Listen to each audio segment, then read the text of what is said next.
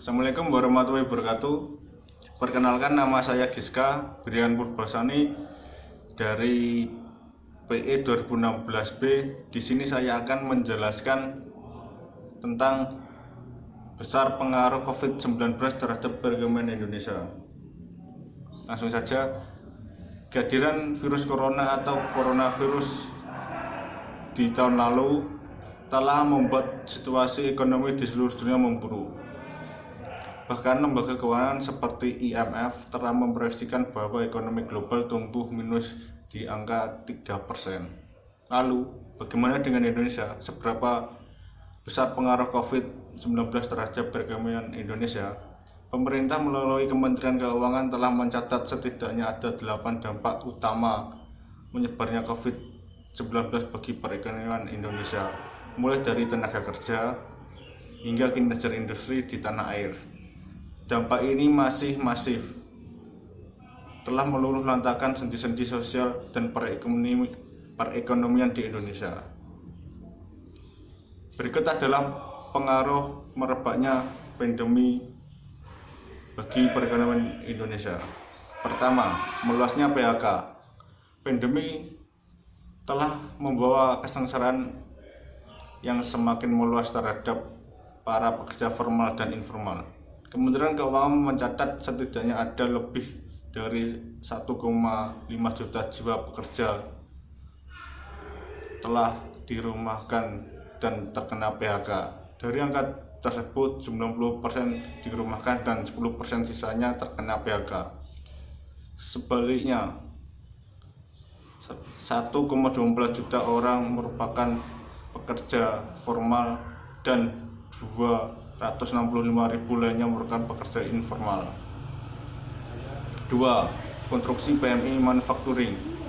PMI Manufacturing umumnya menunjukkan kinerja industri pengelolaan dalam negeri, baik dari sisi produksi, permintaan, hingga ketenaga kerjaan yang sangat besar, sehingga membawa dampak yang sangat berat, utamanya bagi para buruh. Kementerian Keuangan mencatat PMI Manufacturing Indonesia mengalami kontraksi yang cukup dalam hingga 45,3 atau lebih rendah dibandingkan angka per Agustus 2019 yang masih berada di angka 49.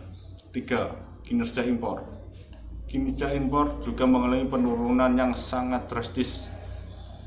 Terakhir menunjukkan pada triwulan 2020 turun menjadi 3,7%. 4. Dampak inflasi. Kementerian Keuangan mencatat bahwa inflasi dalam negeri per Maret 2020 mencapai 2,96%. Inflasi ini disumbangkan oleh harga emas, perhiasan, dan beberapa komoditas pangan. 5. Pembatalan penerbangan domestik dan internasional. Kementerian Perhubungan mencatat COVID-19 turun menumbangkan industri penerbangan. Setidaknya ada lebih dari 12.703 penerbangan di 15 bandara di Indonesia dibatalkan sepanjang Januari sampai Maret 2020, dengan rincian 11.680 untuk penerbangan domestik dan 1.023 untuk penerbangan internasional. 6. Menurunnya jumlah wisatawan mancanegara.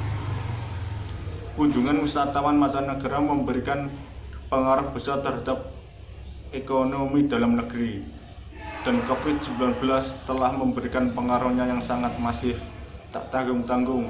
Kunjungan wisatawan mancanegara turun lebih dari 7.000 wisatawan per hari. Kunjungan wisatawan umumnya didominasi wisatawan dari Cina. 7. Kehilangan pendapatan sektor layanan udara. Pembatalan penerbangan dan penurunan wisatawan mancanegara tentunya memberikan pengaruh terhadap angka kehilangan pendapatan di sektor layanan udara mencapai lebih dari 300 miliar per hari. 8. Penurunan okupansi hotel.